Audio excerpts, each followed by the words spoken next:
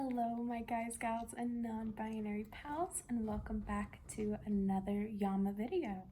For today, we'll be talking about the third Yama, which is Asteya, meaning non-stealing or non-possessiveness. So a little background on Asteya. Asteya does mean non-stealing, and stealing can occur mentally, emotionally, spiritually, or physically. Working to cultivate your own inner wealth in order to not place your worth on physical things. This can mean giving money, but it can also mean giving time, spreading compassion, and being mindful of others. The practice of non-possessiveness helps us to examine our assumptions and guide us back to healthy relationships with others and ourselves. So with that in mind, we'll go ahead and get started into a meditation focused around the Yama Asteya. Beginning to settle into your space, take some big deep breaths in through the nose and out through the mouth.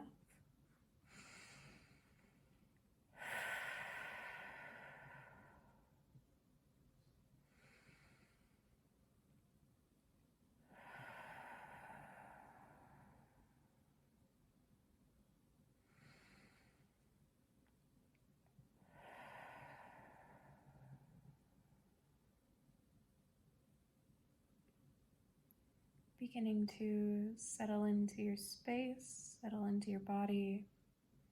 As a reminder for this video and all of my others, I am here to help guide you. I am never here to make you do anything that would feel uncomfortable. So if at any point finding a different variation, seating posture, breathing technique, or meditation would feel better to you, please feel free to do so at any time. As we start to settle into our space, beginning to reflect on our initial thoughts, feelings, and emotions regarding Asteya.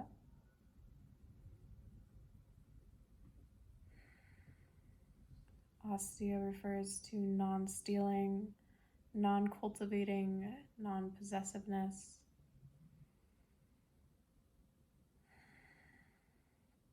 While it's easy to think of an example of not wanting to steal something physically, there are many more subtle ways that we can learn to practice Asteya within our life.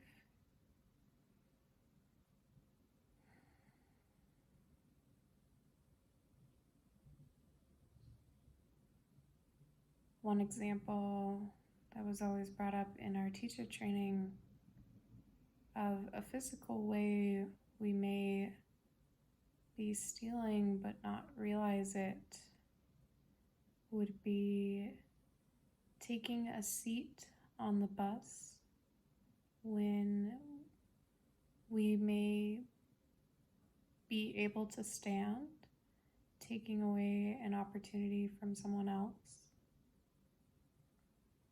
who may need that seat more than you.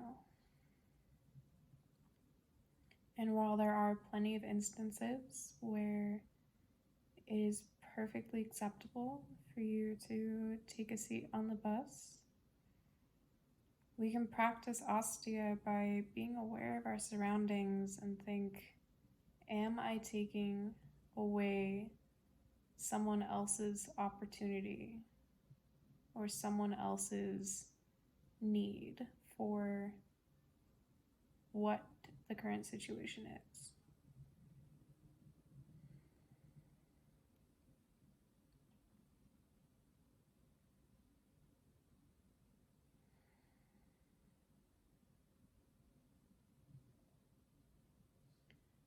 Asteya doesn't just have to be physical. An example of one way we can practice Asteya is non-stealing of people's time. So when we go into a meeting, presentation, even something as simple as turning in our homework, being sure that we were prepared, that we put in the necessary effort to be non-stealing of someone else's time and energy, understanding that we are all connected.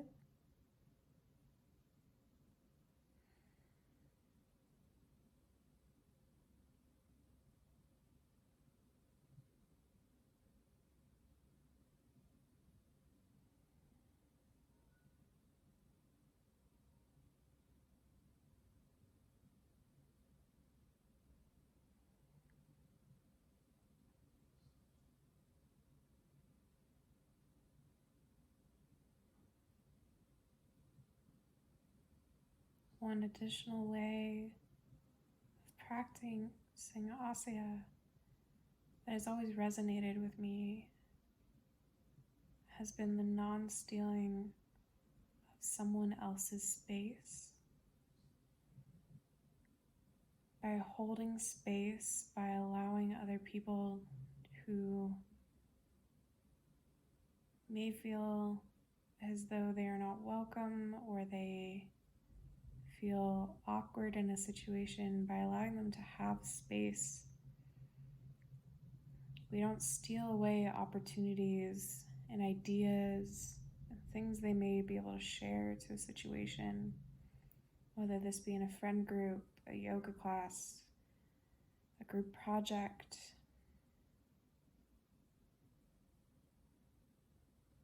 We can practice Asteya by holding space, by being non-stealing of other people's time. But it's important to remember that while we want to practice non-stealing, we also must remember our own worth and our own space, as to not let others invade or steal our space as well.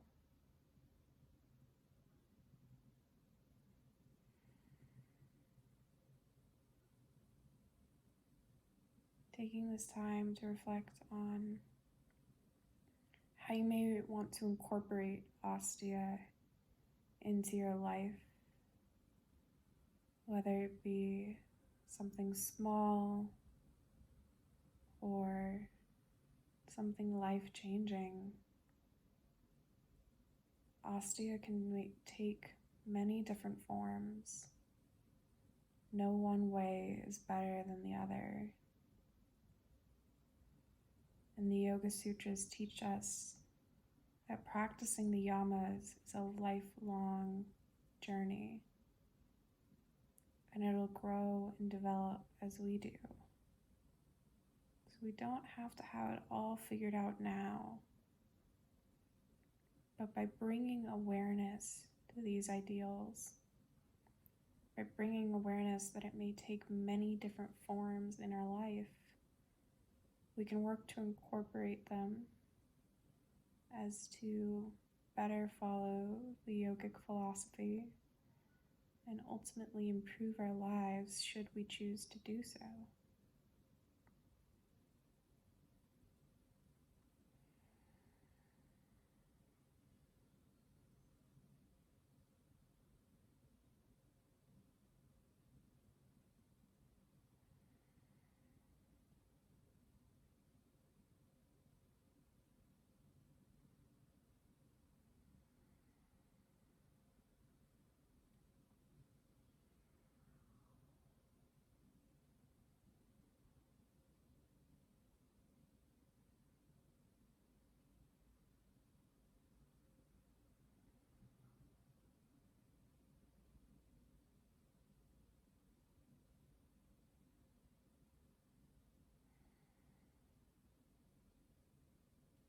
And taking the remainder of this time to allow the mind to wander, either continuing to reflect on Asteya or allowing yourself to have no other responsibilities than to simply be present in your space.